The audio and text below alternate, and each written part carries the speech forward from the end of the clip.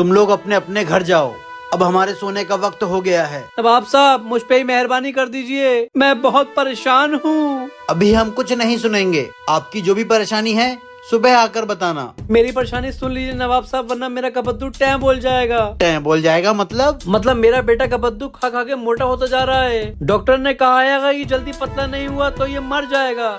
मेरे कबद्दू को पतला कर दो नवाब साहब। नवाब साहब देखो, ये कोई अस्पताल है? जिसे देखो उल्टे सीधे मौजू लिए चला रहा है। जाओ जाओ, नवाब साहब डॉक्टर नहीं है जो मोटे को पतला कर देंगे। नवाब साहब इस मोटू के ऊपर बैठ जाऊं, अभी पतला कर दूंगा इसे। किंग, क्या कोई तरीका है जिससे गबद्दू पतला हो जाए?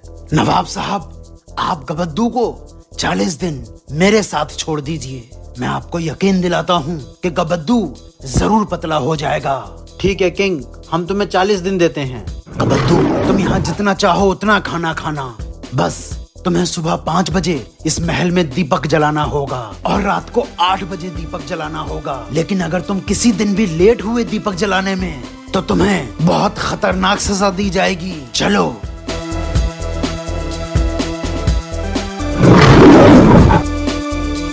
रात के 8 बज गए, गबद्दू जल्दी से दिया जला दे। बहुत जिम्मेदारी वाला काम दे दिया किंग ने। चलो भैया अब सोंगे यार। सुबह के 5 बज गए गबद्दू, जल्दी से दिया जला दूं। रात के 8 बजे दिया जलाओ, सुबह के 5 बजे दिया जलाओ, मेरी तो हालत खराब हो गई है। चल भैया गबद्दू, सुबह की टेंशन हट गई, रात की लगी हुई है। नवाब साहब 40 दिन हो गए, क्या मेरा बेटा कबद्दू पतला हो गया? किंग, क्या हुआ गबद्दू का? नवाब साहब, मैं अभी गबद्दू को हाजिर करता हूँ। गबद्दू, हाजिर हो जाओ। नवाब साहब, कैसे इस बाप ने 40 दिन अपने बेटे के बिना गुजारे होंगे? फालतू में किंग ने 40 दिन दूर कर दिया बेचारे बाप को बेटे से। किंग, अगर ये गबद्दू पतला नहीं हुआ तो हम तुम्हें मारते मारते तुम्हारी हालत खराब कर देंगे। नवाब साहब, मुझे पूरा यकीन है कि गबद्दू पतला हो गया होगा, मैंने आवाज दी है, बस वो आता ही होगा। पापा, मैं पतला हो गया। मेरा बेटा कबद्दू।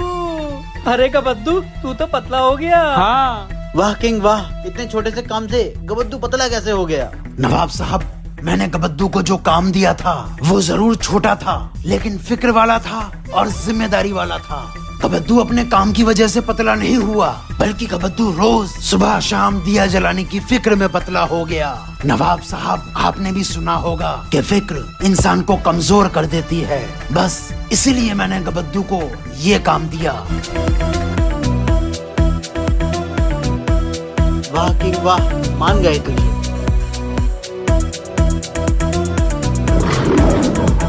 ये क्या, अभी तक आप लोगों ने इस फोटो के